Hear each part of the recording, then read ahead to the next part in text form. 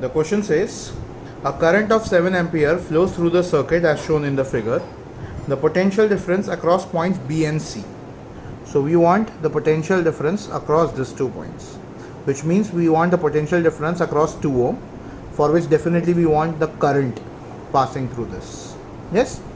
So now if you concentrate over here, if you take the ratio of 4 by 10 and reduce it down, it will be 2 by 5, which is equivalent to this 2 by 5, which means the ratio of the resistance on the left hand side of the galvanometer is equal to the ratio of the resistance on the right hand side of the galvanometer, which is the condition for balanced Wheatstone network. I hope you remember this, and that means there is no current going to flow through this galvanometer, so we can just remove that part and it will have no effect in the circuit. Okay, so now the 7 ampere will divide in 2 branches. So let's call this current as I1 and the current in this branch as I2.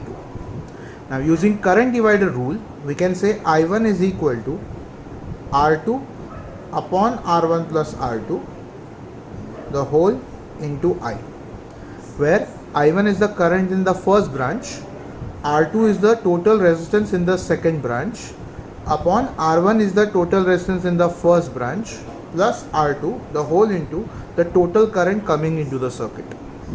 So if we use this as something called as current divider rule,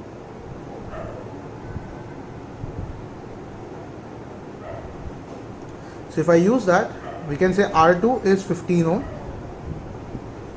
R1 is 6 ohm, R2 as we know is 15, and I, the total current coming in the circuit, is 7 ampere, which means it is 15 upon 21 into 7. Now 7 ones are, 7 threes are, 3 ones are, 3 fives are. And that means the current in the first branch is 5 ampere, which also flows through this 2 ohm.